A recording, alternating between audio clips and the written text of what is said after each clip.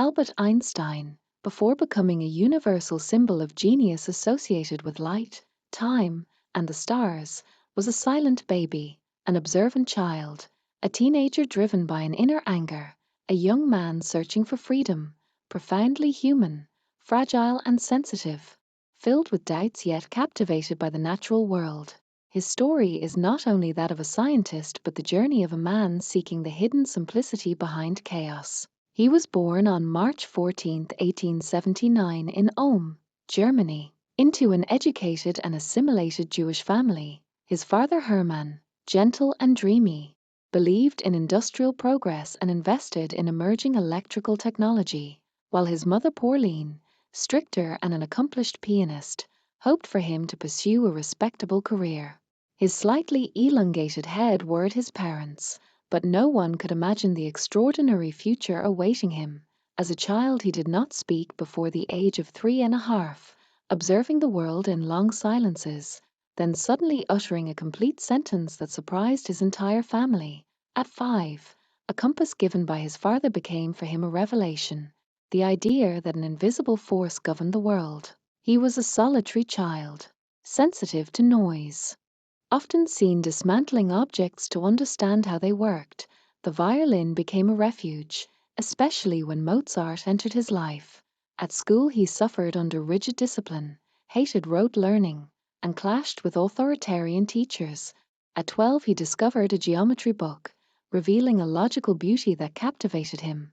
His uncle Jacob, an engineer, introduced him to complex equations that Einstein solved quickly, leaving his mentor astonished. In 1890, for the bankruptcy of his father's company forced the family to move to Milan. Einstein loved Italy, but to avoid German military service he renounced his nationality at only 15. His dream was to study in Zurich. He failed the entrance exam to the Polytechnicum except in math and physics, and entered the preparatory school in Aarau, a liberal environment where he finally felt free to breathe. He was already thinking about the nature of light during long walks. He experienced his first romantic feelings with Anna, the daughter of his host family. Then in 1896 he joined the Polytechnicum in Zurich, an intellectually vibrant place. There he met Mileva Maric, a brilliant Serbian physicist with whom he built an intense romantic and intellectual relationship. In 1902 Mileva secretly gave birth to Liesel, a child born out of wedlock, probably dead from scarlet fever or given up for adoption. Einstein never spoke of her again, without a university position. He accepted a modest job at the patent office in Bern, analyzing inventions while constantly contemplating his own scientific ideas. In 1905 he wrote 5 revolutionary papers on light behaving as particles, on Brownian motion confirming the existence of atoms, on special relativity redefining space and time, and finally the equation E equals mc squared. This miraculous year transformed physics. In 1909 he finally obtained a university post in Zurich, then in Prague, then again in Zurich. In 1914 he joined the Academy of Sciences in Berlin, but his personal life deteriorated and his marriage with Mileva collapsed. In 1915 he published General Relativity, showing that gravity is the curvature of spacetime. During World War I he held an isolated pacifist stance. In 1919 the eclipse observed by Eddington confirmed his predictions and Einstein became world famous. In the 1920s he traveled widely to Japan, the United States, France, and Palestine, advocating peace, education. In 1933 the rise of Nazism forced him to flee. His home was searched, his property seized, and his name listed among enemies of the state. He settled in the United States at Princeton, living a simple life while working on a unified field theory. In 1939, fearing a Nazi nuclear weapon, he co-signed a letter to Roosevelt recommending research into atomic energy, an act he would deeply regret after Hiroshima, saying, "If I had known, I would never have lifted a finger." He became a prominent voice for global disarmament. In Princeton he often walked alone, answered his mail, played the violin, and refused social privileges. He corresponded with Gandhi, Admiring his nonviolence and writing of future generations will scarcely believe that such a man walked the earth. In 1931, he met Charlie Chaplin in Hollywood. At the premiere of City Lights, Chaplin told him, "They applaud me because everyone understands me.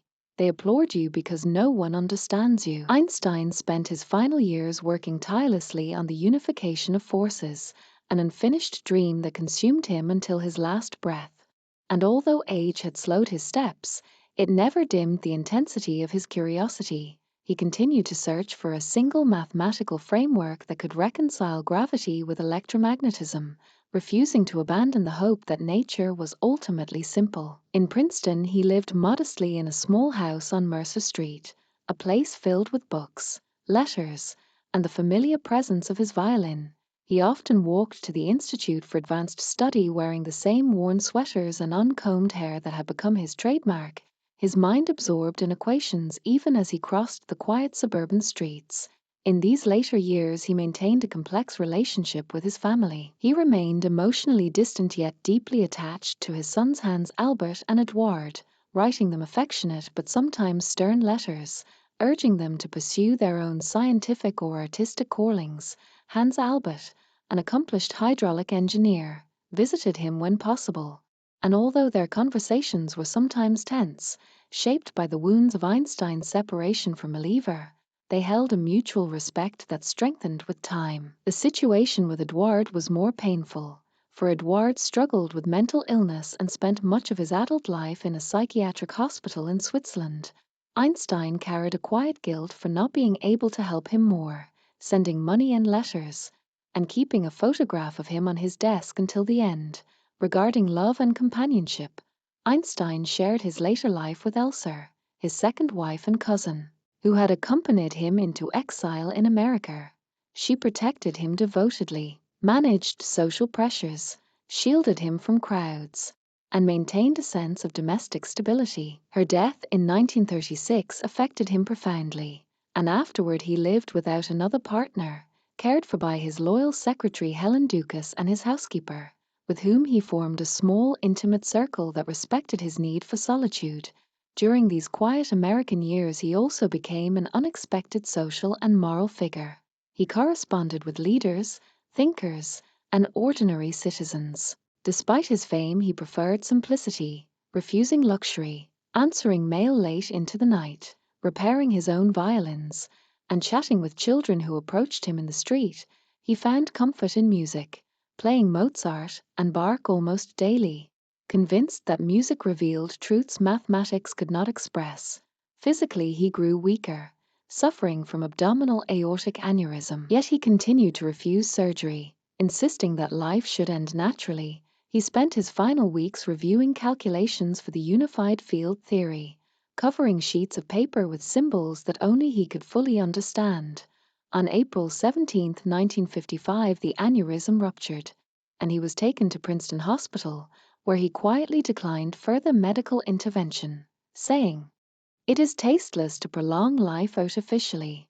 He died in the early hours of April 18th with a notebook of equations still open beside him, leaving behind not only a revolutionary scientific legacy but the memory of a complex and profoundly human man, at once humble and defiant, private yet universally admired, a figure whose voice for peace, intellectual freedom, and moral courage continues to resonate across generations, shaping both our scientific understanding of the universe and our collective conscience.